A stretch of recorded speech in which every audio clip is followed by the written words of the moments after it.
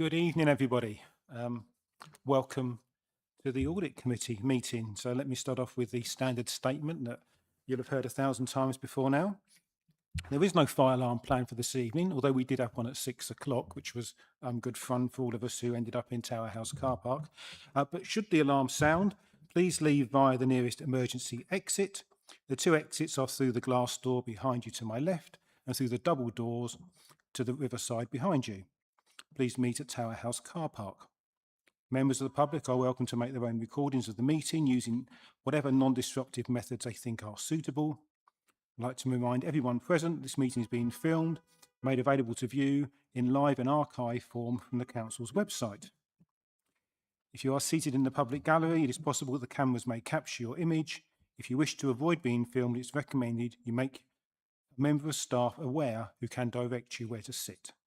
The Westgate Garden on the riverside are locked at sunset, so members of the public must leave the Guildhall by the side exit behind the glass door. Just before we get into the main agenda, can I just thank everybody for coming, especially as we did move the date of the meeting forward a week, and also to thank our external and internal auditors for taking the time to be here. I'd also like to thank my predecessor, Alistair Brady, who chaired this committee for some time, and also for Dan Smith, who was the vice chair of the committee. I'm very pleased on that note that Robert Jones is now the vice chair, and I look forward to working with him. It's been 30 years since I sat in this chair. Last time I was vice chair of the Economic Development Committee. And there was one meeting where I was vice chair, the chair who was Martin Vai was late. So I had to sit in this chair and replace him for just a while. I think I got about as far as declarations of interest. So I do hope I get a bit further tonight and it won't be another 30 years before I'm back here. So let's make a start then. Starting the agenda with apologies for absence. There's no apologies this evening, Chair. Thank you. And do we have any substitute members, Lauren? No substitutes tonight. Item 3, any declarations of interest from members or officers? No. Okay, good. Let's move on then to the minutes of the meeting that was held on the 1st of April. Can we agree, though, the minutes of that meeting held on the 1st of April are a true record? And we can do that by general assent. Yep, that's agreed. Thank you. Public participation. There are no public speakers tonight. So we will now move on to item 6, but I'll just say before we get there, I am proposing that we do change the order of the agenda so that after item 6, we will bring forward item 12 and then continue as normal, if you're all happy with that. Good. So in that case, we will go on to item 6, the Grant Thornton External Audit Plan for 25-26. And we are here to note the report of Nikki Mills, the Director of Finance and Procurement. So, Nikki, are you going to kick? Paul, shall I hand over to you then to give us your report? Thank you.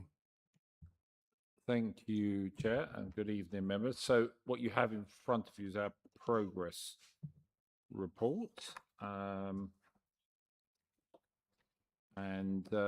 So what we do in here is give you an update on the audit. The audit plan came to the April meeting, and the progress report was designed to give you an update on where the audit is. The audit plan reflected where we are in terms of the deadline set by government for the audit of financial statements. So the way that works, the council has to produce its financial statements by June the 30th. They were in fact produced 2 weeks, I think, in advance of that timetable. And we are required to complete the audit against a rolling series of deadlines. For 25/6, the technical deadline is the 31st of January 27, but from then onwards, for 26 onwards, it is the 30th of November each year.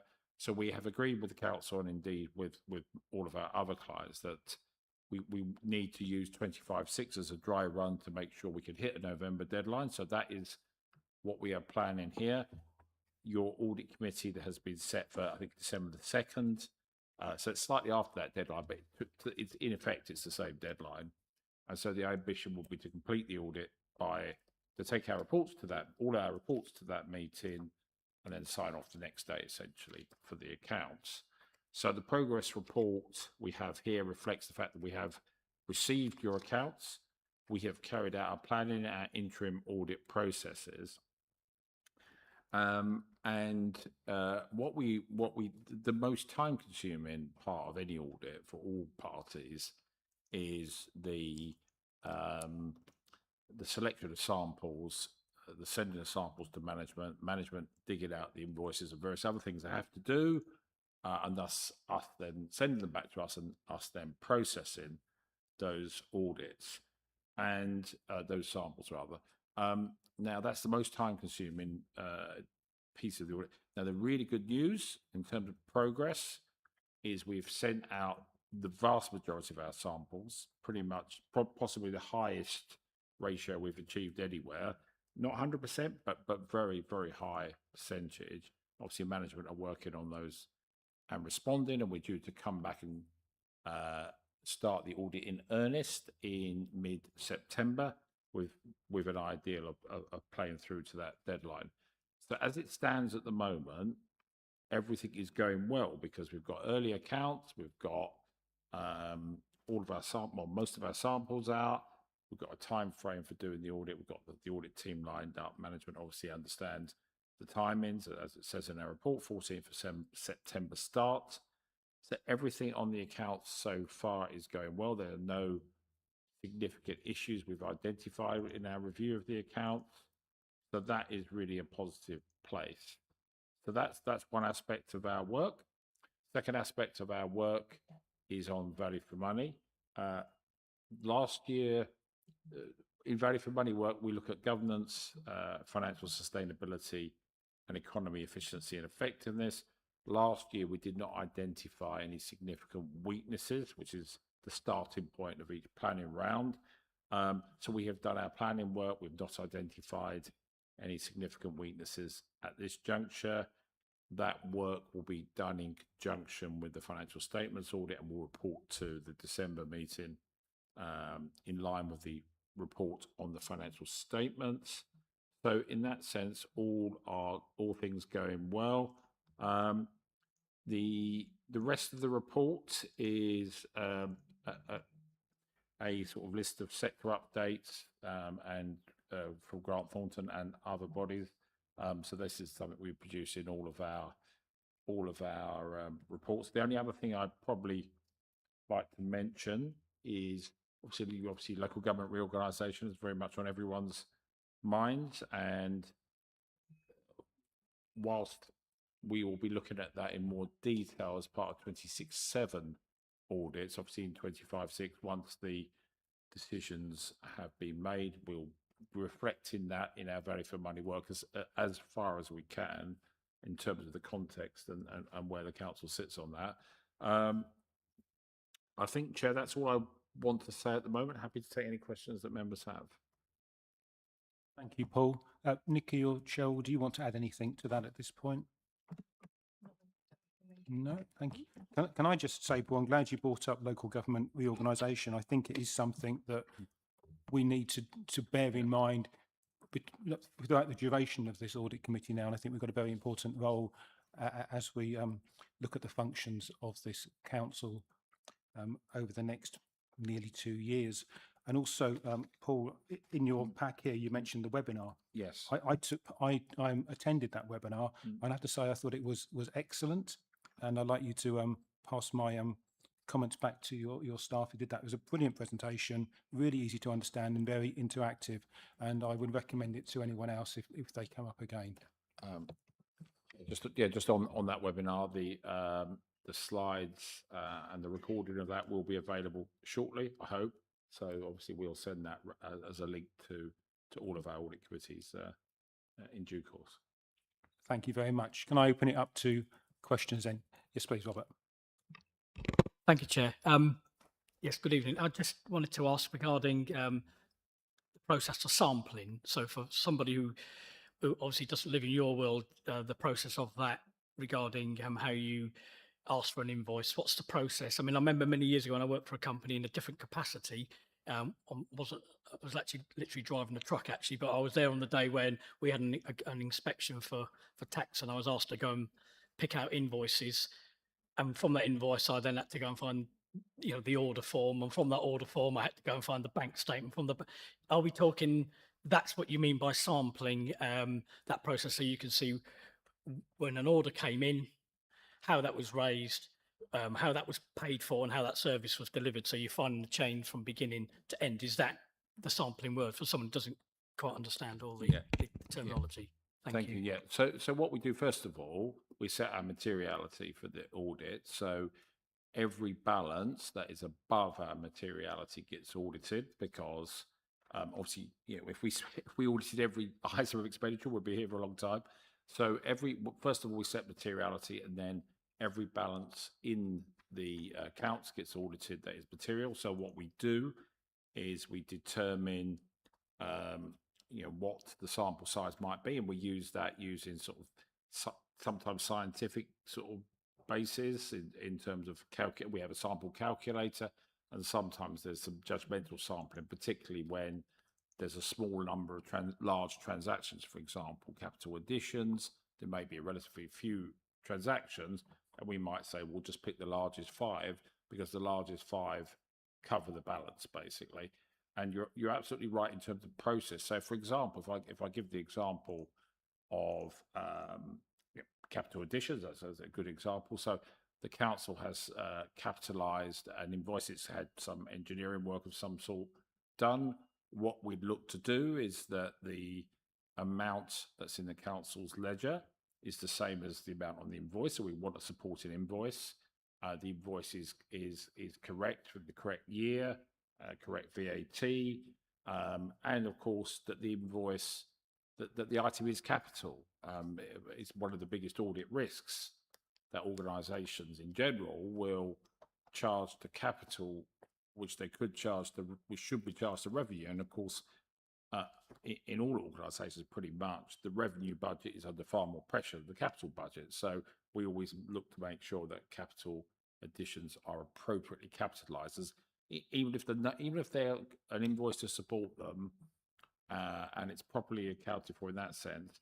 If you capitalise widgets or something like that, then you'll probably do the wrong thing. So that's what we do. So in broad terms, an audit of this size will probably in totality involve 100 plus sample items, and that gives us assurance over all of those balances. So obviously rather than testing them all. So it's a similar process to the one you've described. But obviously the council are very familiar with the process, so they're able to provide that information. It's usually not too challenging. The more challenging bits in an audit tend to be where there's judgments about provisions or estimates and things like that. For example, the valuation of your assets is a judgment. It's not an invoice-based thing. So we look at the processes you go about to ensure valuation is correct. For example, we use professional valuers and things like that, and we sort of look at those judgments. So sampling is a key part of the audit, and then on top of that, we look at judgments and estimates. Thank you, Chair. Thank you. Yes, Paul. Thank you, Chair. I was just wondering and I'm glad you touched on local government, as others have said. What specific financial risks does local government reorganisation create? I suppose specifically for Canterbury, but obviously you work with lots of other local authorities as well, and you've got already a lot of guidance and case studies, which I'm really, looking forward to sort of delving into in a bit more detail. Do you have any sort of particular comments on that in terms of financial risks?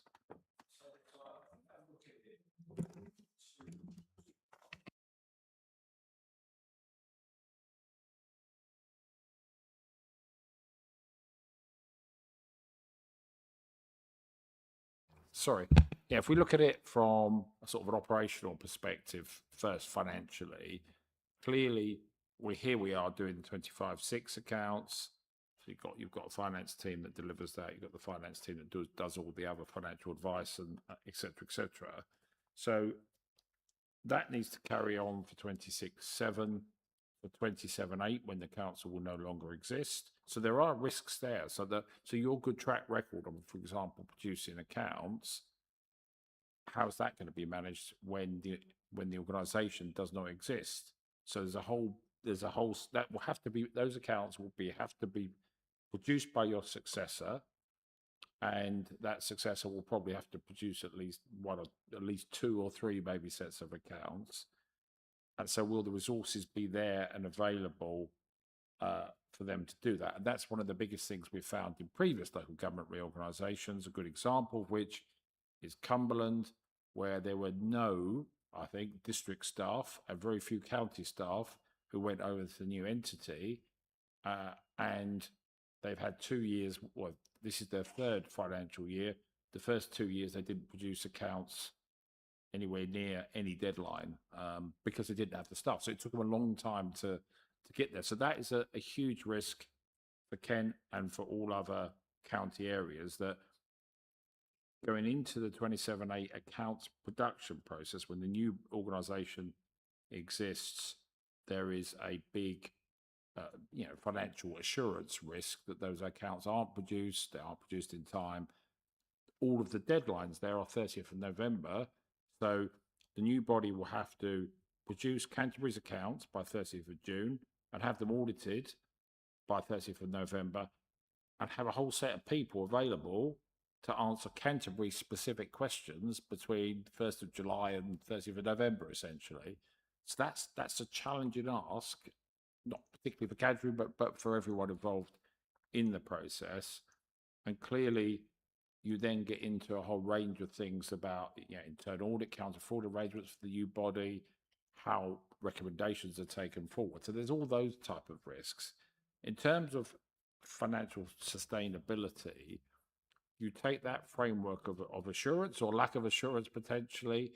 So does the new body have reliance on its numbers, because its numbers are derived ultimately from all the previous organisations? So are those numbers assured? So can it rely on the budget it's setting for 28/9? Can it rely on those processes? Does it have people that have sufficient knowledge and awareness of how the previous organisations worked and how they spent money and what contracts they had? That's a big ask and a challenge. And so that from assurance point of view could undermine the financial position. And of course, you then have probably the biggest threat to financial sustainability, other than the general demand levels in local government.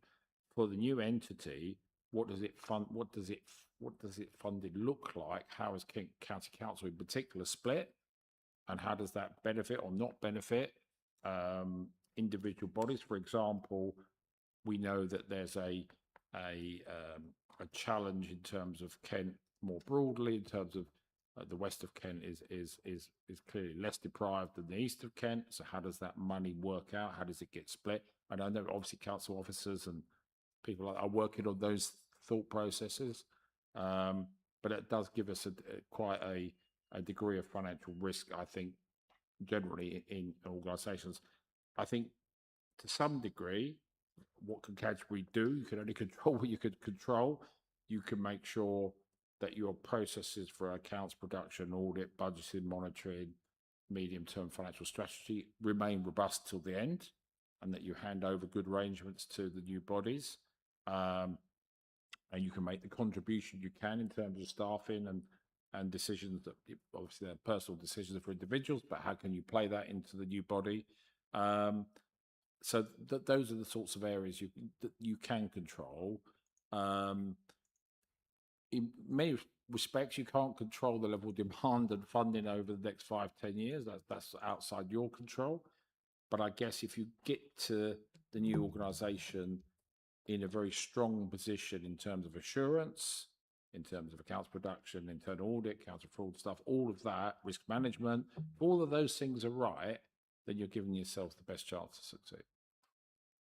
Thank you. That was an extremely helpful answer, actually, and I felt I learned quite a lot more about how we move to the next stage. One thing I would suggest that we do as a committee is look at that process as to how we move to how we tie up the loose ends with Canterbury City Council's outturn and so on. And some excellent work obviously we've done this year, and obviously we've been doing it the same way for so many years.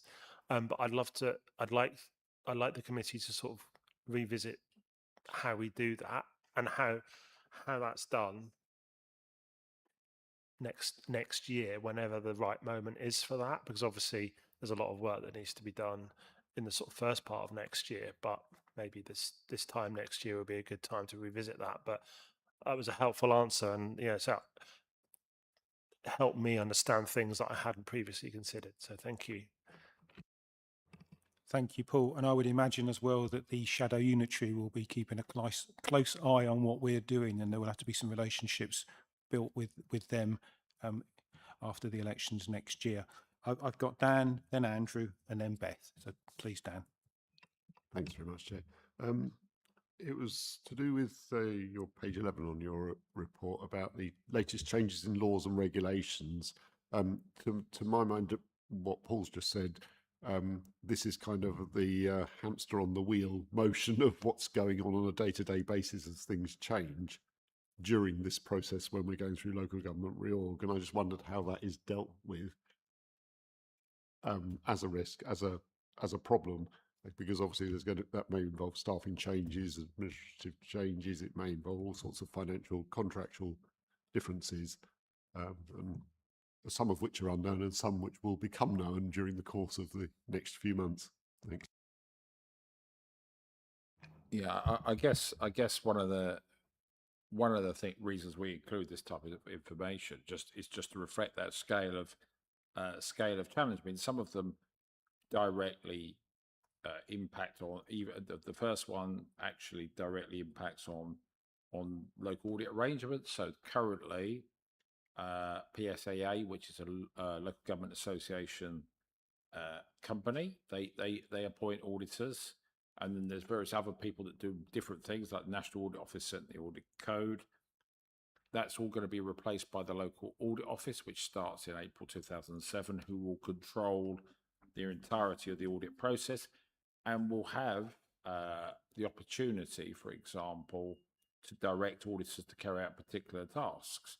So I would not be surprised that if that organisation comes into place in April 2027, it then directs auditors to do work, for example, on LGR in detail as part of their 27A audit. So the government are intending that organisation to be more directive of auditors to carry out reviews on areas of risk. Government feel that the current system does not provide enough early warning if councils are starting to go off in tangents that maybe they shouldn't do. And obviously there's been well publicised issues around places such as Woking, etc., in terms of investment. So that particular act will impact us and how we do our work. But you're right to point out the others. I mean, combined authorities and mayors, and obviously with the new Prime Minister being a sort of fan of mayors, I'm sure there's going to be more of those type of arrangements in place, more scrutiny, as well as all the other things that are flagged there. So I'm sure officers are obviously aware of all of these things and considering what action the council can take or needs to take on some of these areas. But it's a very challenging landscape, and the biggest challenge for me is these things are all challenging. When you look at the demand-led services in local government, that for several years have been far outstripping any funding you've ever received from council tax or from government funding. I mean, when we look at children's, adult services, temporary accommodation, all of these things, those costs are going up inexorably, and the funding never meets that requirement. So you have to make other changes in terms of services. So the new unitaries will face some severe challenges, I think, when they start because of this very complex landscape. And there's another thing which I will just sort of flag up, which I didn't mention earlier, but is relevant, is obviously with the change in organisations, many local government officers, given the age profile of local government officers is you know, the average age is I think 49 or something like that in local government. There's obviously people that will take opportunities to do different things or retire or whatever else. So there risks being quite a difficult position for the new bodies where there's not enough staff at certain levels, certain professions, that will cause a problem. So there's a, I don't want it to be too doomsday about it, but there's a whole range of risks associated as well as opportunities with LGR, I think. Thank you. Andrew? Thank you, Chair. Yeah, I had 3 questions or points, but they're fairly straightforward, so I'll put them all together. But the first one was really on that webinar that the chairman mentioned, which he said was very useful, and I thought it might be, but the agenda was only published on the 6th of July, I think, and that webinar was on the 2nd, so we were too late for it. And if that is something that, as chairman says, is very useful, is that something that could be repeated and perhaps an invite given out to all the committee members, and perhaps including some LGR, a revised one as well? You're nodding, so I take that as an affirmative anyway, just on that point. There was a small typo on page 25 on the latest changes to laws and regulations, which I wouldn't normally draw attention to, but it kind of changes the meaning of it on the Renters' Rights Act, where it just says duties for local authorities to take enforcement action for breaches and tenancy law by private landlords. So obviously I presume that means breaches of tenancy law and nothing to do with the beaches. On pages 28 and 29, and I think there was another point as well where you say audit committee can help by asking officers, and a series of questions that are very relevant there and all seem very sensible, but I just wonder where those questions come from, and if they're that relevant, is it not something that it would be encompassed in either the internal or external audit anyway? That was it. Thanks. Thank you. Just on, I mean, take the first 2 points. On that point, the reason, so if you take the neighbourhood health frameworks, that's not necessarily something we would look at in detail unless we thought there was particular concerns. But it is a new thing, and what we are, I guess, are saying to audit committee members is that these things have financial and governance risks, and therefore we're saying there's some questions you could potentially ask of officers, and of course it may be. I'm not talking. This particular area could, for example, feature in our value for money work, for example, next year. It could even be a topic, depending on context, that internal audit would want to look at. It just depends on what the right forum is and the right person to look at it. So I think what we do is we set up a series of questions just so that people can at least think about it in terms of their role going forward, just so they have that sort of oversight of the changes. Some of these things might be more suitable for scrutiny, but I think we've just included them to be comprehensive. Thank you. And can I just say on the webinar, I received an email about that a couple of weeks ago. Did anyone else receive that, or was it just? I know we get hundreds of emails. It's easy to miss any. Was it just me, or did? I did, Chair. I got the email. I just didn't have enough time to do anything with it, like put it in the diary. Well, perhaps when there's another one, we can make a point of double checking that everybody's got it. Thank you. Did you want to come back, Andrew? No, I must have missed it. Thank you, Chair. Okay. Beth. Thank you, Chair. Just to say, I got the email, but due to lack of time, wasn't able to. It didn't allow myself to attend due to other commitments. But I would like to watch the recording if that's available, and if those can always be circulated to the committee, because other commitments, etc., sometimes make it difficult at short notice. I feel at the time saying that because the other speakers have already addressed my points, save for, and you have in your responses, save for a very pedantic point on page 25 that I think it should be the education for all with 2 L's bill, because at the moment when I first read it, I thought it was the education for AI bill, which changes the meaning somewhat concerningly. But I got the purpose, so thank you, and thank you for your really helpful explanations. Do we have any other points? No?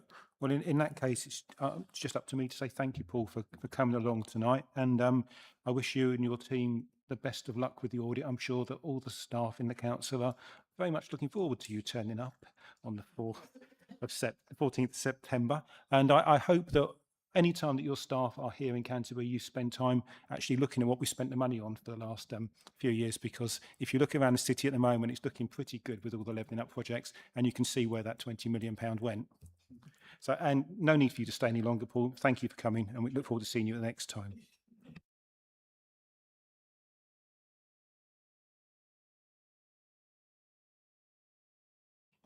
So can we just note that report, please, just by general assent? Thank you. Right, as promised, we're now going to move forward item number 12, which is Matthew's section, the Local Government Ombudsman and Housing Ombudsman Annual Report. So over to you, Matthew. Thank you, Chair. Good evening, everyone. And thank you very much for reorganising the agenda as well. I'm very grateful. So the report is summarising the Ombudsman complaints that we received both in the local government and social care Ombudsman and the housing Ombudsman sides of the business. Just to clarify that point, the local government Ombudsman deals with everything to do with council services, save for our landlord services, and the housing Ombudsman deals with the housing landlord services, not just of local authorities, but of all landlords. So it's a slightly different organisation with a slightly different sort of perspective on its on the services that it's looking at. Just by way of a reminder of our own complaints process, we have a two-stage complaints process dealing with complaints internally. So normally the officer delivering the service would respond to the stage 1, and then an officer senior to them would respond to the stage 2. And if people are not happy after the stage 2 complaint, then they have the option of referring their complaint to the Ombudsman for further consideration. The report that we've had back this year, if I deal with the local government Ombudsman side first, we received, it's on page 197, 29 complaint referrals. And in terms of where those the services that were affected by those, the highest were housing and planning. And in all the years that I've been preparing this report, that's always the case. So it's not necessarily a reflection on those services. I think it's also a reflection on the fact that they are quite challenging services to run, and occasionally things do go wrong, and also people will complain, sometimes without necessarily having full justification for doing so. So when you then have a look at the next part, which is the Ombudsman outcome, you can see there that five were closed with advice given. So that's advice given to the complainant, not to us. And it's sometimes the case that they might go directly to the Ombudsman before they've even approached the council at all. So in that case, they're giving them a steer. 13 closed after initial investigations. 8 premature complaints, which again is when it might be going through our process, but hasn't been exhausted yet. And then finally, 3 upheld, and they were the 3 which are then summarised on page 198 with hyperlinks there to the detail of each of those complaints. I won't go into lots of detail about the individual complaints. If you want to know more information, then we can certainly take that away and deal with it afterwards. but there is the full report there from the Ombudsman that would allow you to have a look at the detail, but it's carefully prepared in order to obviously protect the individuals concerned. So of the 3 upheld, 2 in housing and one in planning. If I just turn then to the Housing Ombudsman, oh no, sorry, page 199. First of all, just a benchmarking exercise that we always like to include in this report. I think it's helpful just to see how we compare with our neighbouring authorities in Kent. You can see the numbers there for yourself. We had 3 upheld. Maidstone, which is the biggest district council, had 4.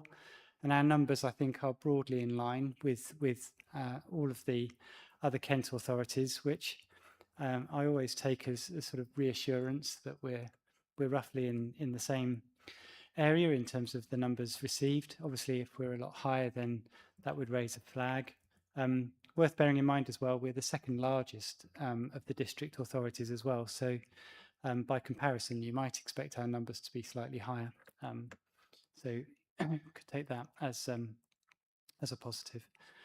On the Housing Ombudsman, they don't always produce an annual report in quite the same way. You have to have 5 cases of maladministration in order for a report to be prepared. The Housing Ombudsman report hasn't yet been published, but we have been able to verify the figures with them. So the published report will be made available to the next meeting of the committee, which is in line with their expectations. The way that the Housing Ombudsman statistics are reported is slightly different. So I'll just walk you through this. There were only 5 cases where maladministration or similar was found. And then within those cases, you can have a number of different determinations within the same case.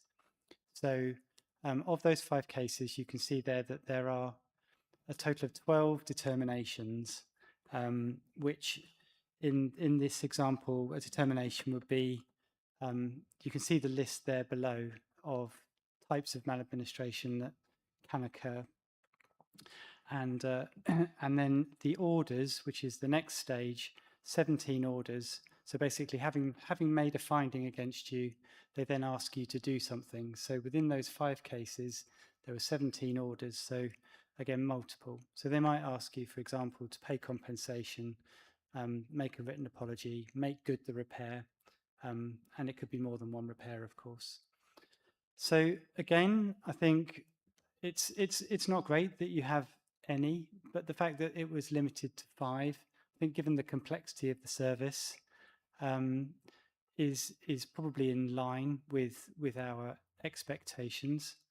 And then just in terms of the things that have happened since the beginning of 2025, which is sort of when we first sort of had a look at the arrangements, mainly in line with the fact that there was a new complaint handling code of practice that was launched jointly by, well, there were slightly different codes of practice, but they were aligning their processes, the local government and social care ombudsman and the housing ombudsman. So we vetted ourselves, did self-assessment against those codes, revised our procedures, and you can see the latest version of that self-assessment appended to the report. And then aligned to that, we then rolled out training to staff, and the training was bespoke. So initially we targeted housing officers, provided training to 140 housing officers on complaint handling, where we looked at all of this. We looked at how they were handling complaints, stressed the importance of prompt replies, keeping people engaged in the process, so that if there is a quiet spell where you're waiting for information, don't allow a vacuum to occur. Make sure you're empathetic, and all of that, I think, is helping to make a difference. Once we'd rolled the training out to housing, we're now rolling that out across the whole council. We're running quarterly training sessions, typically attended by about 20 or so each time to make a manageable number. So there's a lot of work going into trying to improve and enhance our complaint handling processes. In addition to that, we've got a new complaint handling system, PlaceCube, which Again, it's relatively new. It's been implemented in the last 12 months, so still being refined as we work through the process. But our case services team have done a great job developing that system and then rolling it out to services. So again, that will improve not only our statistical reporting, but also our ability to then sort of follow up and evaluate, what are the lessons learned in terms of the complaints that we receive. We've also introduced a compensation policy so that there is reasonable redress according to a set of criteria, which again, particularly with housing complaints, does make those quicker and easier to assess and brings consistency then to any offers of compensation that we might provide. So that's it by way of summary. I'm happy to take any questions. Thank you. Thank you, Matthew. I think it's very encouraging when you read through this that there are so few complaints, but it's also very good that residents know they've got the local government ombudsman and housing ombudsman behind them should there be anything. Yes, Dan. Thanks very much, Chair. Just quickly, Matthew, on the outcomes, the LGSCO outcomes, it would be quite helpful to know the breakdown, where the service area was in that breakdown on the chart. And obviously you can dig into that detail further down, but I think it's very useful in terms of actually educating people. For example, in the advice given, if they've gone to the ombudsman without knowing that they should go to the council, that if all of them are in housing, then perhaps there's an education that could be done with our housing tenants on where to go and what to do, and vice, likewise with planning or whatever it might be. Whereas if they're evenly spread, obviously it's a more generic problem. So, thank you.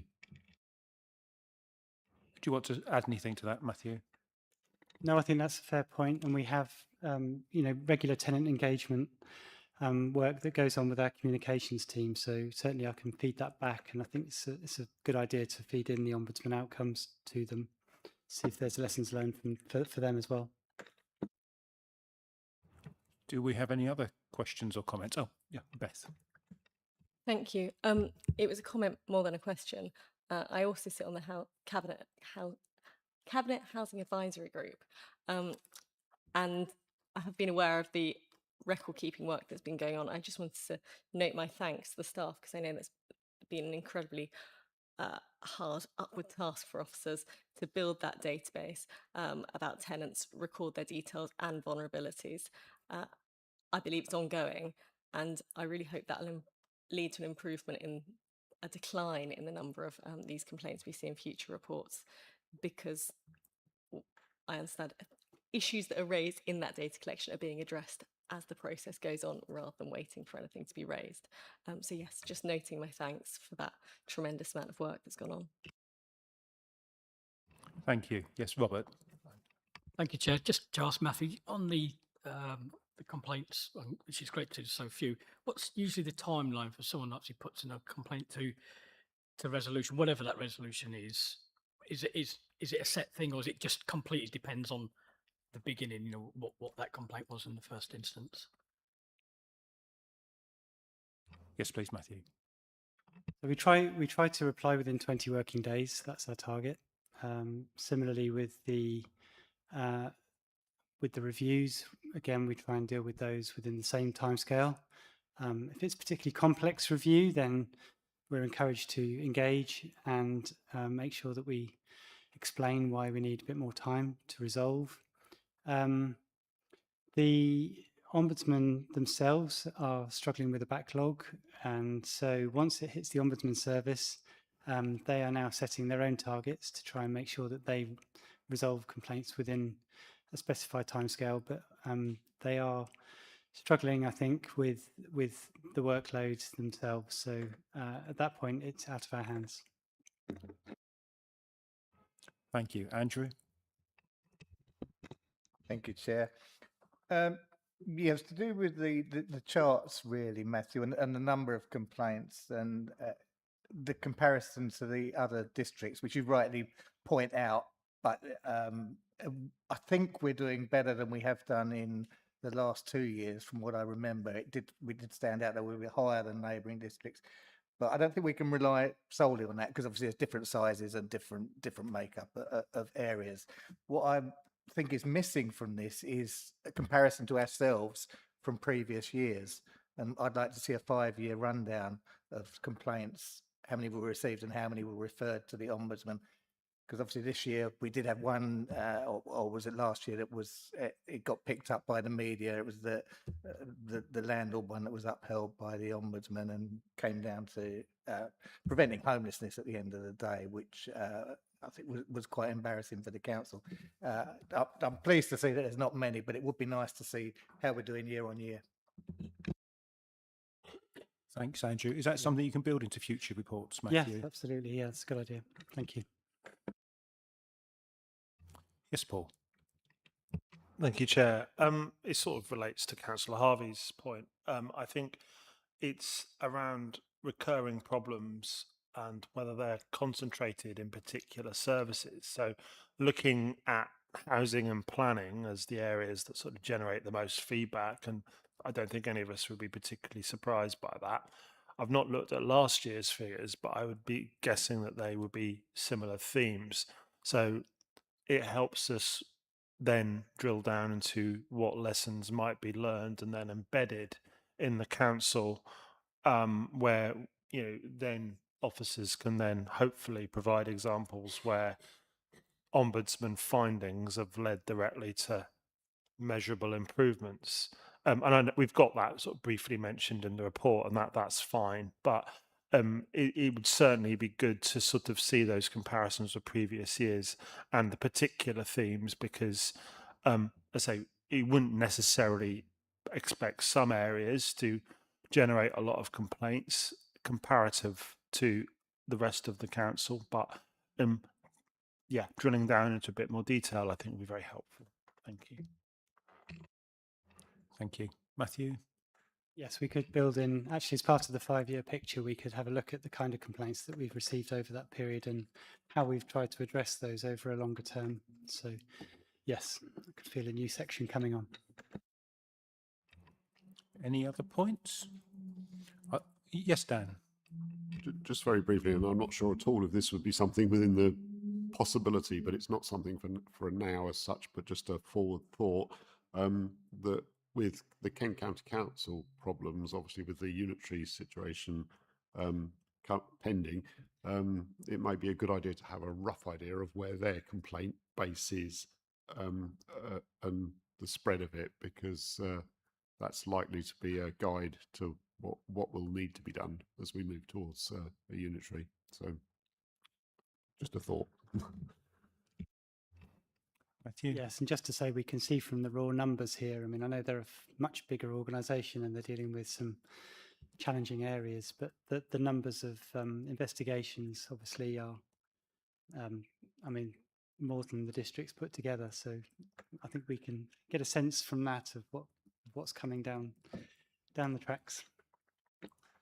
Thank you. I think it would be interesting to know, when there is a complaint, is it that the council's policy was wrong, or is it that the person, whoever was dealing with it, incorrectly applied a policy that was correct? And I think that, so are systems wrong or are people wrong? Perhaps just a little note next time if it's obvious as to what it is. But obviously I can see from the report that you learn every time that something does happen. Okay, we are asked to note that report. Do we all note it? Excellent, thank you. And thank you, Matthew. You may leave us now. So we will now move back to item 7, the East Kent Audit Partnership Internal Quarterly Audit Report. And Christine, I believe, is going to give us this report. And Christopher, thank you. Thank you, Chair. The report before you on page 32 is the regular internal audit update report that comes to the committee each time, showing the amount of work that's been completed in that period. To direct you to page 35, this shows the main reports that have been completed in the period, and you will see that there were 6 in total. The assurance levels coming out as 4 of being substantial, 1 reasonable and 1 not applicable. The reason for a non-applicable review for the supply chain cybersecurity, this is a review that was not one of our normal reviews. This was undertaken as more of a consultancy piece of work. Therefore, assurance level wasn't appropriate for this. Moving forward to page 42, this shows the follow-up reports that have been completed in the period, and there were 3 here, and the assurances that were attributed to the follow-up was 1 substantial and 2 reasonable. So there was no particular concerns for the committee here. Moving on to page 45. This shows 3 reviews that have previously been reported to committee in January 26, and they got either a partial or a full limited assurance. These ones are now currently being followed up and will be produced to the next audit committee later in the year. And then on page 46, this shows the Canterbury plan completion up to, for the first 2 months, up to the end of May. So the target was approximately about 16.5%, and it's coming out at 13. So it's just slightly behind, but that's no particular concern, and we'll catch up as the year moves on. Those are the main points, and be pleased to take any questions you may have. Thank you. Thank you, Christopher. Who's first? Beth. Thank you.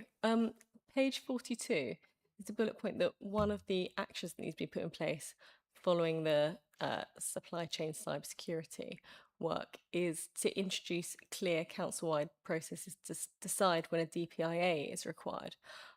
I was quite concerned to read that and the risks that could arise from that not being clear.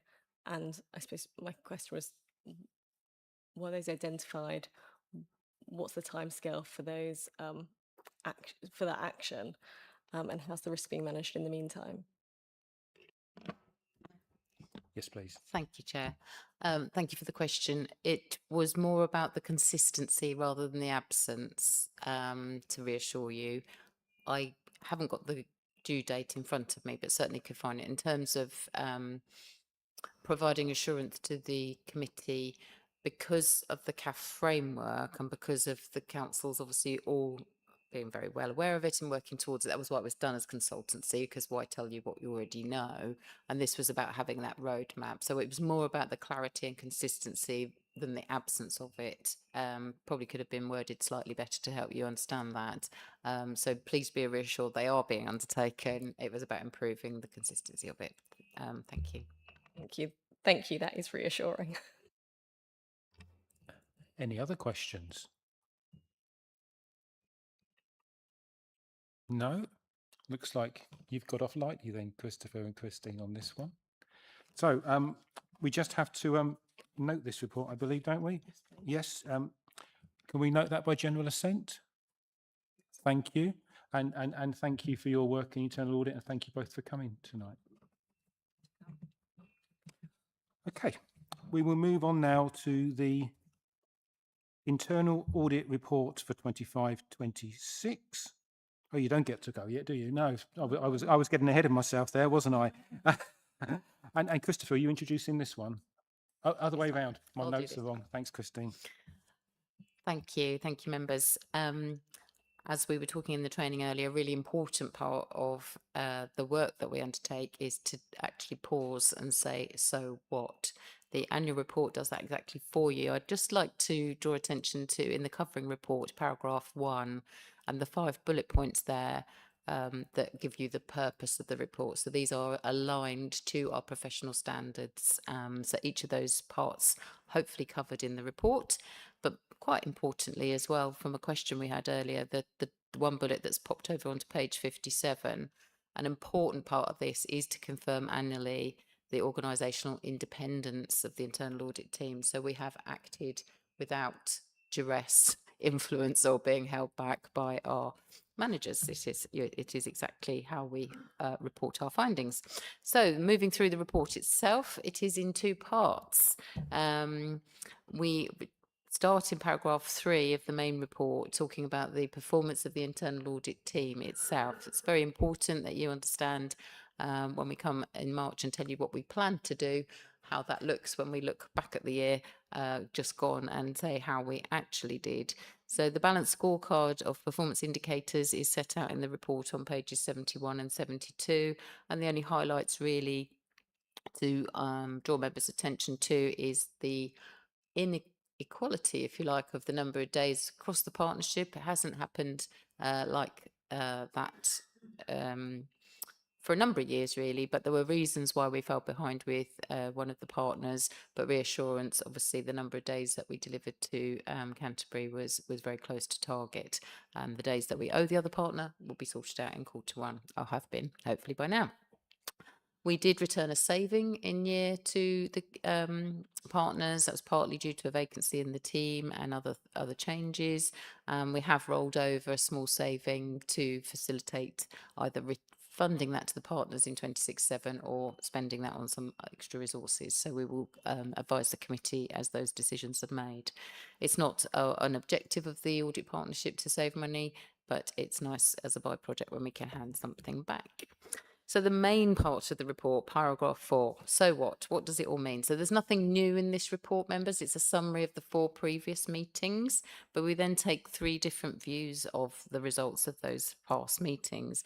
Paragraph 4.1 talks about the risks that we've raised in the individual reports across the year, 110 in total, and it gives you the profile there between the critical, high, medium and low priorities of those. Paragraph 4.4 assesses the assurances that we've given in the individual pieces of work, and 58% of those reports resulted in a substantial or reasonable assurance. That's at the point of doing the audit. As we've mentioned, a very, very important part of what we do is to go back and test any control improvements have been implemented. And paragraph 4.3 gives the results of our follow-up work, our progress reports. You'll note there were 2 pieces of work which were partially limited after follow-up. So these were things that we still had issues escalated to the committee at the time.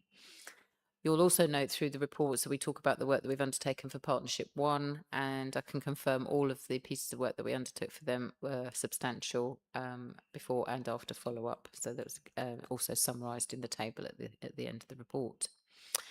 So a new part of the report this year is more about the recommendation tracking, and because of external audit recommendations at one of our partner sites, they wanted to see in the annual report a more clearer picture of those 110 risks that we've raised in our work and sort of follow them through.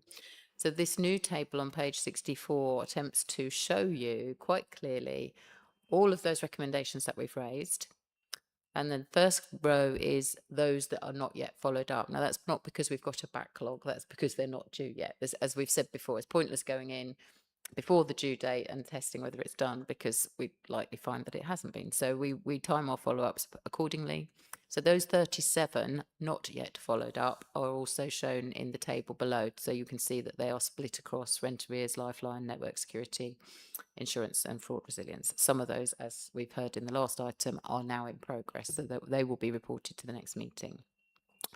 The next row in that colourful table talks about those implemented, and then there are some which we're saying are tolerated by management, so they haven't been acted upon, they're tolerated.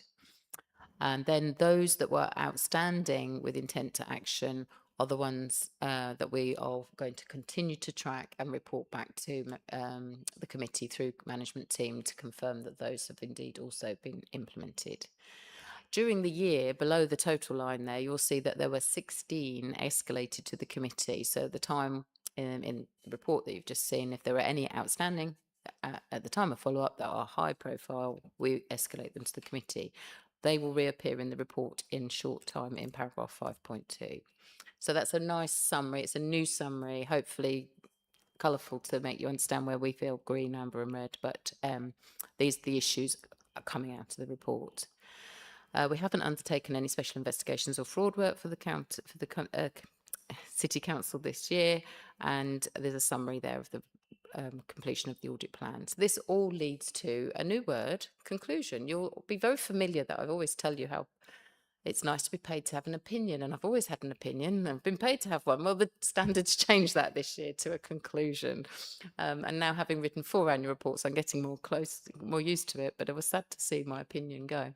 However, the opinion, a conclusion, is split, as we have done previously, over the headings of corporate governance, internal control and risk management. So you'll see in those relevant paragraphs where we have talked about those 16 risks that were escalated in the committee in the year to the committee, and in paragraph 5.2, a bit more assurance for you. They're implemented or have a revised due date. So some have been delayed further, but will be tracked, and we will tell you in the next report when we get past the due dates whether those have been done. Some of those were pending a post being filled and other actions. So it's important for you to understand that conversion rate, to understand, well, the issues arising from the internal audits work, how well do management listen, take notice and deliver on those actions, which leads to the conclusion in paragraph 5.4 that whilst there's no such thing as absolute assurance, we're happy to report a reasonable assurance on the work that we've undertaken in the year. Thank you, Chair, and happy to take any questions. Thank you, Christine. Yes, Dan. Thank you very much, Chair.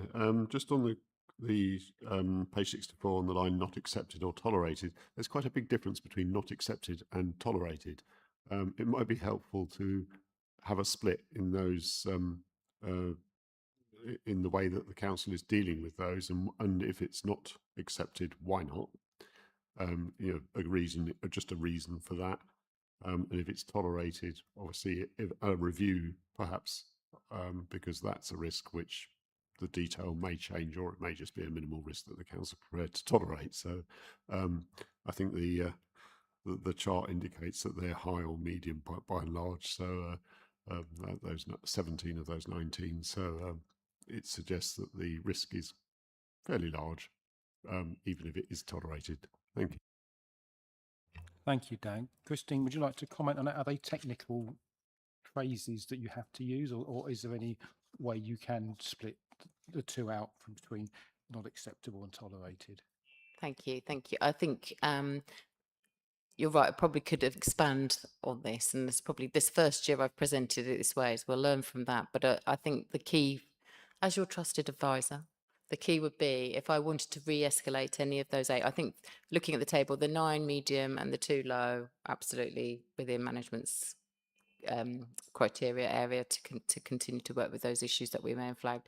The 8 high might be the ones you'd be concerned about, but I haven't re-escalated them. I've got a list of them. They've been presented to management team, so there's been that oversight there, and I haven't re-escalated them in this report. But I'm learning from this. This is probably a better way to show what they are and how they've been closed down, as I have done with the 16 that we previously escalated to the committee. So I think a new table next year to explain what those 8 were and why they've been closed down would be helpful. Thank you. Thank you. Happy with that, Dan? Any other points? Yes, please, Robert. Thank you, Chair. Just one question. You mentioned page was it paragraph 4.5 about made no fraud investigations this year.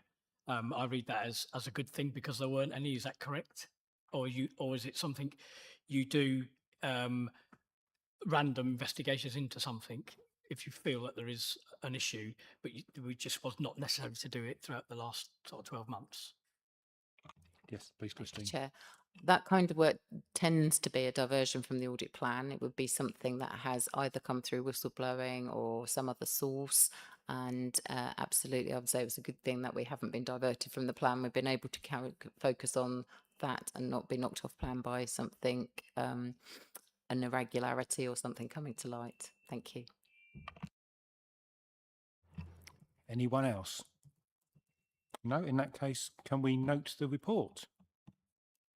All noted. Thank you. And thank you again, Christopher and Christine. Okay, now we can move on to item number 9, the 25-26 Treasury Management Outturn Report. Cheryl, are you giving this one to us? Thank you. Yes, thank you, Chair. So this report presents the Treasury Management outturn position for 25-26. Overall, the Treasury Management activity during the year was carried out in line with the Council's approved strategy and the requirements of the SIPFA Treasury Management Code. All Treasury Management and prudential indicators were met, and borrowing and investment activities were managed responsibly throughout the year. We continued our approach of keeping external borrowing to a minimum where possible, and making effective use of internal resources, which helped to reduce borrowing costs while maintaining liquidity. Members will note one temporary increase above the 5 million unsecured call account guidance level that was reported previously. This occurred for one night only due to the timing of incoming funds, and this was corrected the following day. This is a guidance limit only rather than a strict compliance limit, so it's not considered a breach of the Treasury Management strategy.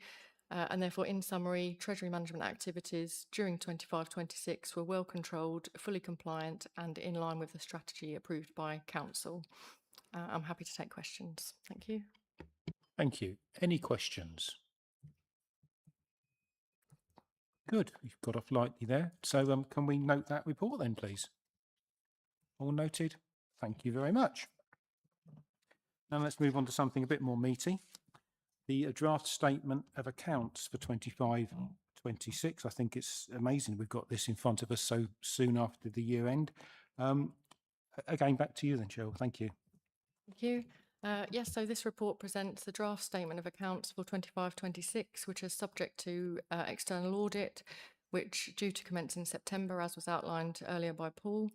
The narrative report includes the outturn position for the General Fund and HRA for the year, which can be found on pages 93 to 97 of the pack. The total comprehensive income and expenditure report on page 99 shows that the total comprehensive income for the year was 26.7 million, which comprised of a surplus on the provision of services of 28.6 million, and then other asset and pension liability movements generating a small deficit of 1.9 million. The balance sheet on page 100 shows that the Council's net assets increased by 26.7 million, mainly due to a reduction in current liabilities and long-term borrowing. And the annual governance statement, as mentioned earlier in the training, has been updated for 25-26 and is included in the report from page 177. Happy to take questions. Thank you. Thank you. Yeah, obviously, a lot of work's gone into this, and there's a lot of numbers here. So if you've got any questions, can I also ask when you ask a specific question, you refer to what page number it's on so we can all try and follow, and this is a general point. Who'd like to go first? Is that you, Dan? No? No? Anybody? Yes, Paul. I think just for clarity, could you, because there's a lot of numbers and you'll have to bear with me, could you confirm that, did the HRA record a surplus? Is that correct? And could you confirm what that number was? I've probably got a follow-up question on it as well.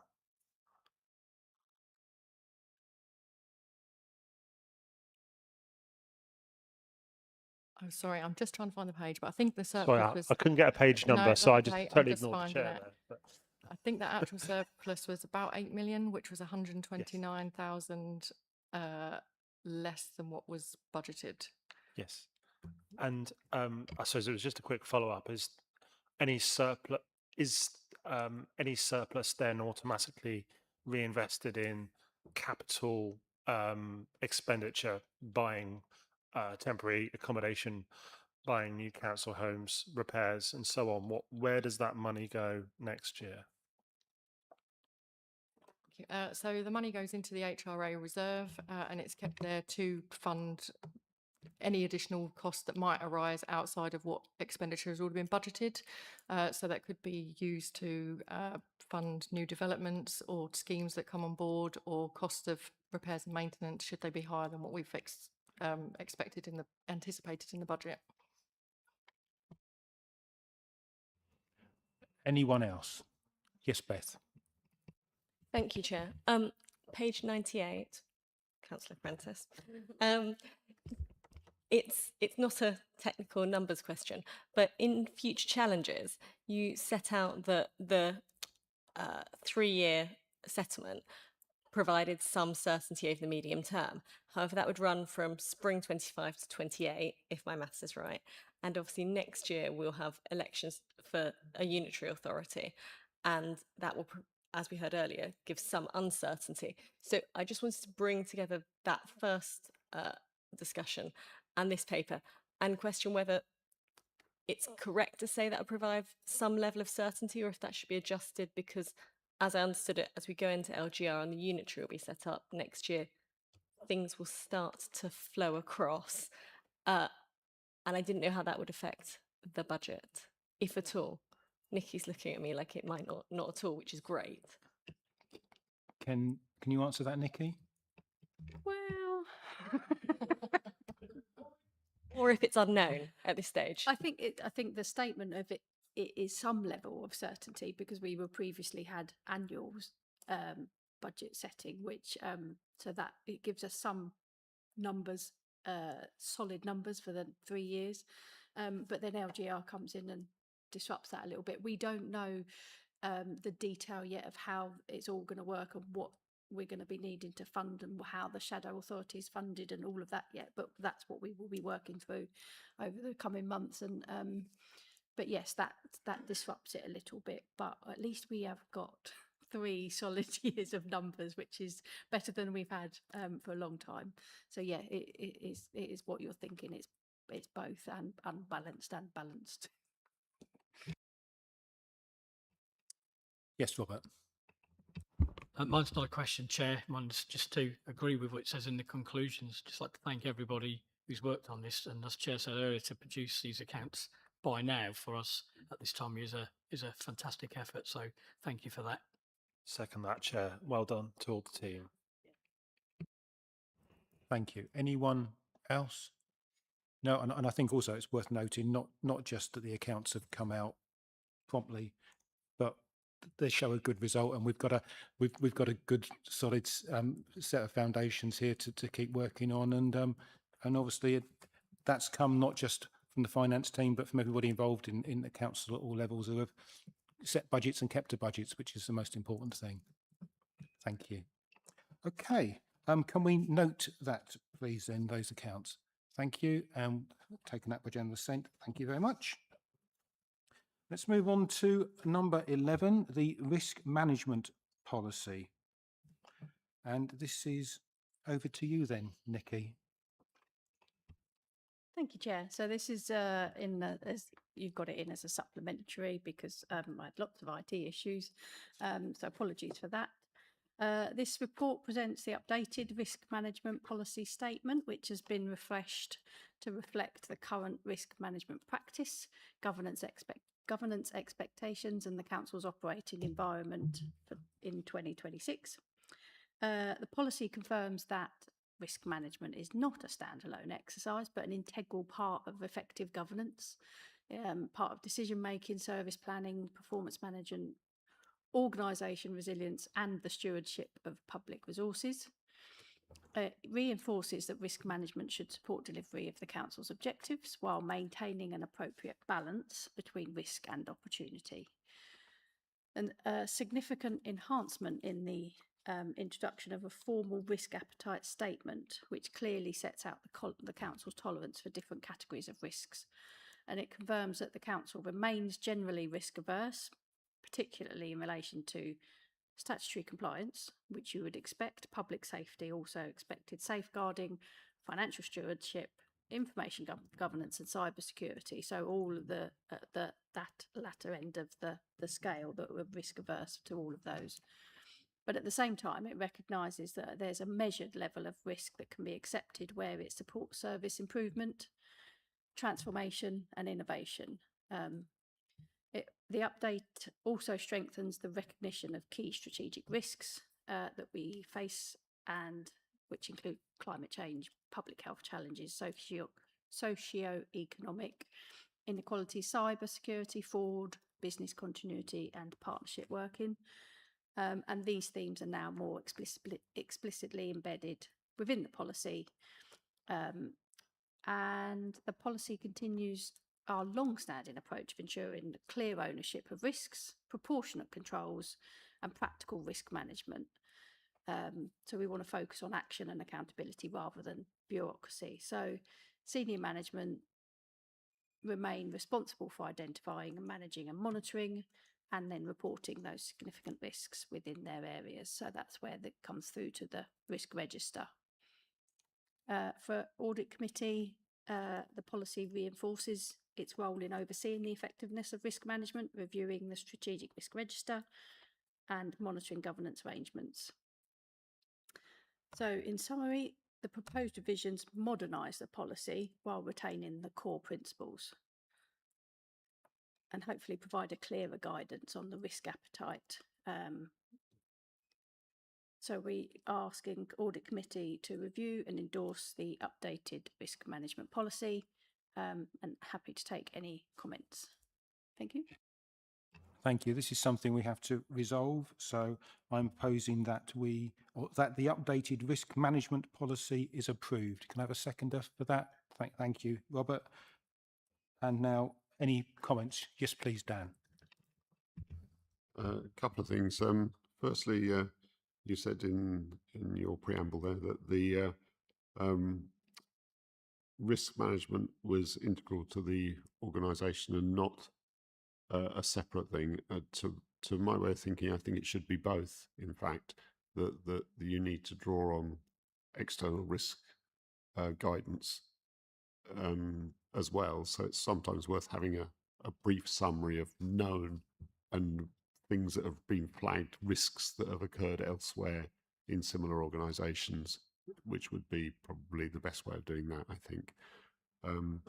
And then also on the point of risk aversity, it would be, I think, useful to have give some thought to tabulating a way of calculating why we're risk averse, or in counter to that, why we shouldn't be in a particular case, because there are some risks where the greater risk can be taken on because of the long-term effects or the wider effects that particular issue may have, and there needs to be some kind of way to justify why you would move away from the current risk averse pattern of the CCC with justification.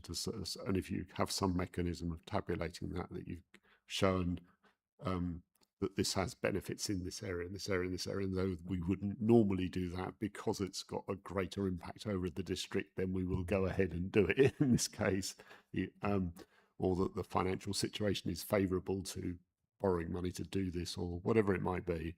There are a whole reason of potentials that may change the balance against what the council would normally do, and I think it would be worth having some kind of way of tabulating that to justify any variation on that. Can you comment on that, Nikki? Yeah, I think it's a good point. I think in the essence, this is the General Council's position on risk management and overall for financial prudence and how we're funded. We want to show that we are risk averse in those sort of areas. There will always be the different scenarios that are dependent that you would be reviewed, and there would be justification and there would be discussions on that. That there isn't a linear table form to be able to express every single possibility, but they would need to be justified of why we were going and balanced out for whatever the scenario might be. But yes, there could be those sort of scenarios in the future, and I'm sure we have had those in the past. But this is more about the general stance for our council's risk management. Yes, Dan, do you want to come back? It's just quickly, I mean, you mentioned that there have been examples in the past. It may be worth looking at those examples of the past and see what were the reasonings why we went off from what we would normally do, and use that as a kind of template going forwards, because it gives you some guidance as to what was done in the past as a way of continuity. Thank you. Any other comments? In that case, I think we need to take a vote on this, please, Lauren.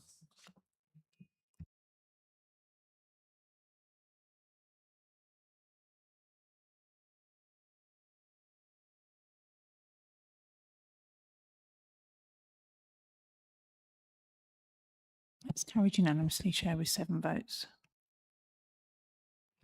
Thank you.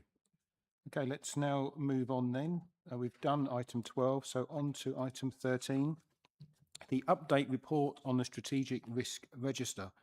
And this is another one. Over to you, Cheryl. Thank you. Yes, so this report presents the current strategic risk register. There have been no changes to scoring since the last presentation to members in April. A new risk has been added to the register relating to the impact of water outages on the delivery of council services. While this is not a risk that can be controlled by the council, we are working as part of the Kent and Medway Resilience Forum to try to manage the impact of residents and services, which is why we've added it to the register. And happy to take questions. Thank you. Thank you. Over to you. Who's got a point? Yes, Paul. Probably have a few. Going back to local government reorganisation, which obviously we touched on at the beginning,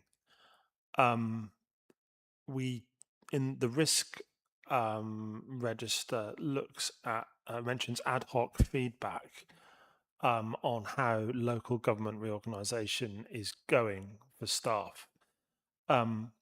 And I think, and I'm not necessarily expecting a detailed answer because it's not necessarily sort of the specialism of officers who are here tonight, but have and should staff surveys be undertaken to measure that staff sentiment? Because I think it's one thing having ad hoc feedback, which could be very much chatting around the water cooler and informally, but measuring staff sentiment is actually really important when you're going through a time of significant change, and local government reform is high risk. But I would like to see a little bit more measurement of that sort of sentiment, which it can be hard to track, but I think it's quite important.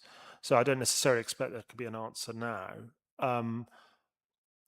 The other one, specifically on local government reorganisation, is whether we have a better understanding of which critical staff are most at risk of leaving, because there are probably people who think, end of Canterbury City Council, that's my time to leave and go and do something else, whether that's retirement or go and do a totally different career.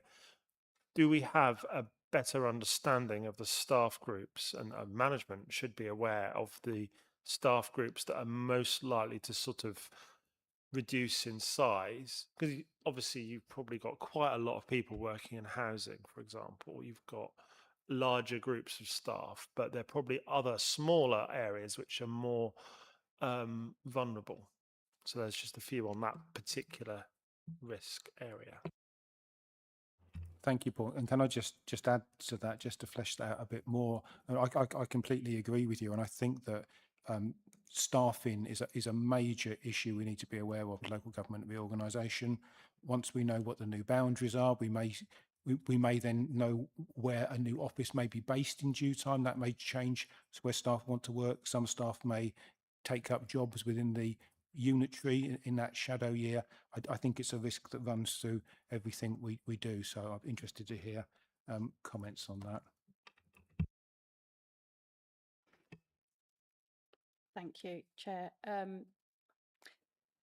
On the question about consultation, yes, there is consultation planned. The first one is happening after the announcement. So there has been ad hoc feedback. We have, as a council, we have done a lot of comms with our staff. So we have kept everybody informed. There's been briefings, there's been emails, when we know, we share that. And when we don't know, we share that as well to say no news yet. And everybody has been well informed, and that is the feedback as well, but it's not formalised. But we are doing consultation over the next, there's going to be 3, I think, levels of consultation with staff, so that we can sort of see how it goes over and monitor that level. And I think that's a big part of it, is trying to keep everybody calm and content that there is a lift and shift. There is no redundancies planned. There is nothing there's more work if there is anything going into the transition and then the new authority. So there isn't a reduction in staff, irrelevant of what service area, because there will be more work in the initial, and then that's for the new authority. And then there's always people that would be retiring and might take the opportunity. So it's something that we are looking at and keeping an eye on throughout this process, and that consultation will feed into that information. So whether it's at district level that there's more of a concern, or whether it's at the KCC service levels that they will be disaggregated, so therefore there's more uncertainty there because they're not working with the same people. They are going to be broken up, but there is jobs for everybody other than highest level statutory chief execs and potentially the likes of me. So but everybody else, the work will still continue, the services will still continue, and I think it's an important messages that we get out to staff and we have been doing that there will be troopy and lift and shift, so there isn't that worry for everybody. But you are right, resources is the number one risk area for this transition and for LGR. So that's why we're making concerted effort to keep staff informed and try and reassure staff so that people don't make assumptions and worry about things that aren't going to happen. Thank you. I didn't want to make myself misunderstood. Sorry, Chair. It was just a quick supplementary. Was that I totally understand that the consultation is ongoing, and you do that. Obviously that goes on with trade unions as well, and I totally understand that. I think it was just a request that there is a formalisation of staff sentiment, how you're measuring staff sentiment, and then that's not being lost in informal conversations, and that how staff are feeling is being recorded, because and how whether staff have specific views is being recorded even anonymously, because I would not want to I would hate to think that things are being lost in this very big, very complicated process. So I totally understand what you're saying, and I completely understand your answer about staff being transferred across and people being secure in their jobs, and thank you for the rest of your answer as well. Thank you. Thank you, Chair. Sorry, I said the wrong word. I didn't mean consultation. I meant staff survey. So just to clarify that, yeah. Beth, and then Keji afterwards. Thank you. Thank you, Chair. My question is about the risk relationships with trusts and outside bodies. I noted that relationship managers are working with partners to identify issues and actively engage in monitoring situations that might require intervention.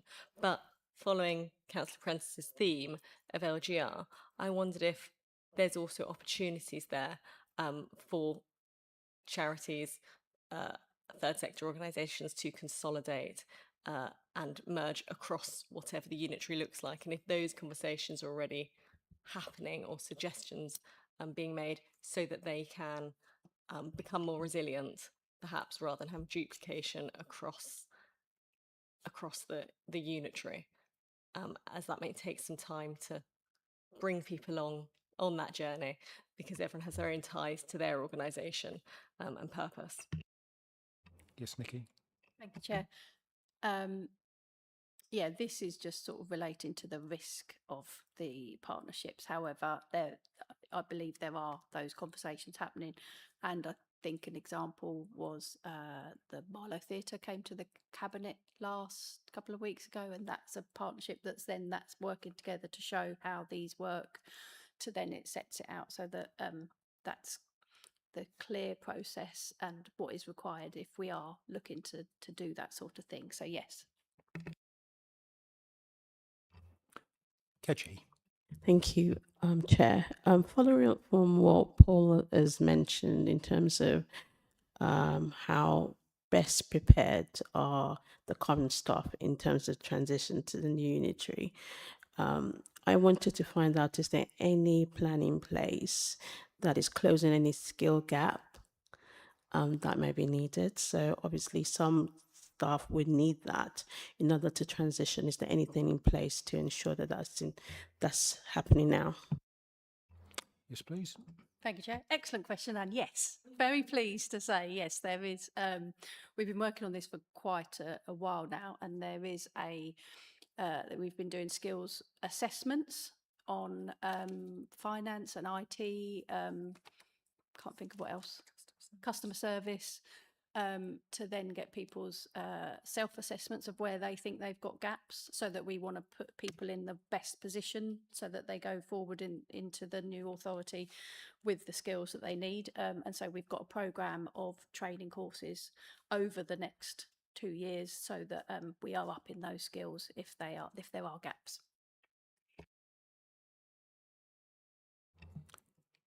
Yes, please, Robert.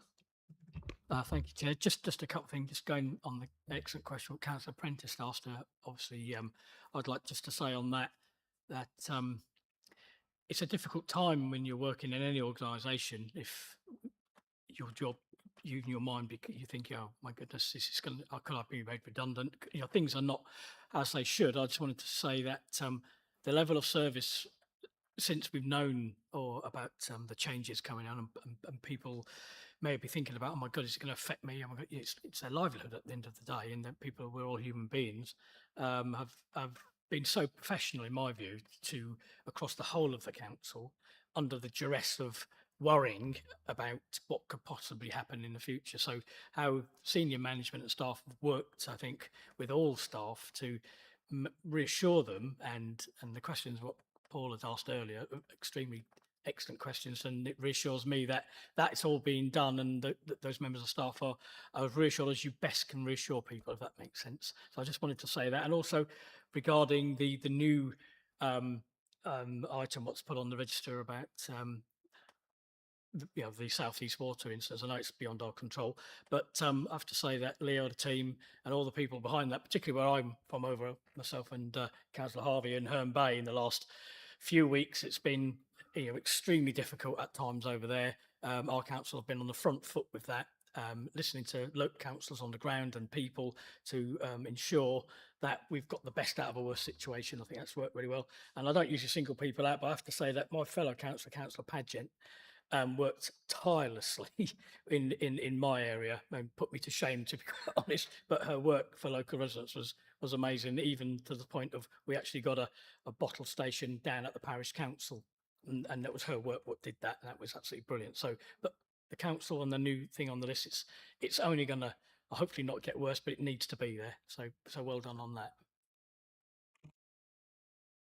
Thank you, Robert. I've no doubt that the more preemptive work that Southeast Water did recently with getting bottle stations ready was largely down to the pressure that's been put on by this council and councillors, and well done to everyone for doing that. Any other comments? Yes, Paul. Thank you. I did say that a few other things I want to come back to. Just on the water outages risk, which is obviously a new risk, and I think I know it's quite obvious why that's appeared, but I'd be interested in your opinion as to why that's been added now. It's very obvious why it's on the list, but I am particularly interested in in the council's view, which services would be most affected by a prolonged disruption that we've already seen several times. And could we go into more detail? Would it be helpful to go into more detail about the services that would be at risk by a 5, 6, 7 day disruption like the ones we've already seen? Have business continuity plans been tested as well? So in connection with that, and do we have a more sort of specific idea about the vulnerable groups that are at risk from disruption to water supply? Because obviously there are lots of vulnerable people, and there are many categories of vulnerable people. And as I say, I wouldn't necessarily expect a really detailed answer, but I think this is one of the risks that we can start to sort of shape and probably develop a bit more our understanding of this risk as it's so new to the risk register. Thank you, Paul. Can you add anything to that, Nikki? There was a lot, and I'm not sure I can remember all the little bits, but I started to write some notes. Yeah, I could take that back as well, and to get a bit more information for you. I think it's our role to make sure that our vulnerable people are looked after, and that everybody's got the information, and that we do the comms in the right way to support this. Like Cheryl said, it's not our risk. We can't necessarily mitigate it how South East Water can mitigate it, or potentially Southern Water if they've also in our area. Yeah, we have got it affects our businesses as well as our own businesses, as well as our businesses in the district, as well as our vulnerable people and everybody, all of our residents. So we have that role to support it, and we definitely are. Business continuity plans are being tested by the live events. So we are all pulling together, and it's very helpful when the councillors are also out and about and doing their thing. So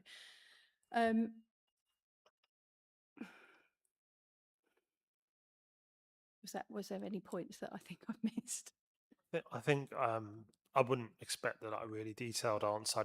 I just wanted to sort of note a few things that are areas of concern for me, because I'm very aware that this is not just being officers, but it's being councillors getting very hands-on and very stuck into dealing with the emergency of these water outages. So I thank you for your work, and thank you to all the officers for your work on this, because I know it's been all hands on deck. I think I think you're right, Paul. There are lots of things that may be happening and may be thought of, but we're not aware of them. You know, if there are water outages, what happens to our public toilets? If we've got several thousand tenants without water, I think that puts us in a strong position to have some more clout than those 20,000 individuals would. So, yeah, I think it could be fleshed out more. Dan. Going to build on this very slightly, Mr. Chair. Thank you. I think it's also the water issue and the widespread media coverage of it is likely to be adding to the risk of the marketability of the district, because you're gaining a problem with housing, you're gaining a problem with tourism, you're gaining a problem with people moving down into the district with their planning things, because why would they want to come here if it's all over the news constantly that there's no water supply or an unreliable water supply here? So I think there, as well as the public toilets and so on, there are many factors that are damaging Canterbury in the eyes of the rest of the UK when this happens. Thank you. Thank you, Dan. Let's hope that that's several £million that they've been asked to, water companies have been asked to put in, will start solving some of these problems. Any other points? No? Well, in that case, we need to just note that report, please. I can do it by general assent. Thank you. Now, item 14, Regulation and Investigatory Powers Act 2000. Thank you for waiting this long, Jan. I hope I haven't kept you here just for this, have I? If I'd known, I would have moved you up earlier, but hopefully you've been here on standby should we need you for any urgent legal advice during the meeting. But if you'd like to introduce your report, please. It's very brief from me, just to confirm that there have been no new cases, no new RIPA cases.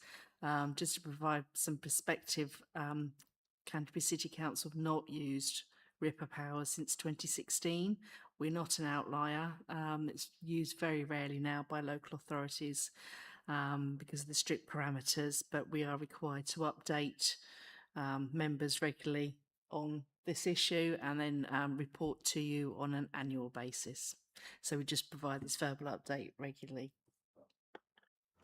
Do we have any questions on the report? Yes, Beth. It's a very detailed question to the chair to say, could we move Jan up the agenda for next time so you don't have to spend your whole evening here unless you want to? Thank you. I had that thought myself. Unless, are you here, Jan, in a capacity in case you're needed on any other items? So you would stay anyway? Okay, thank you. But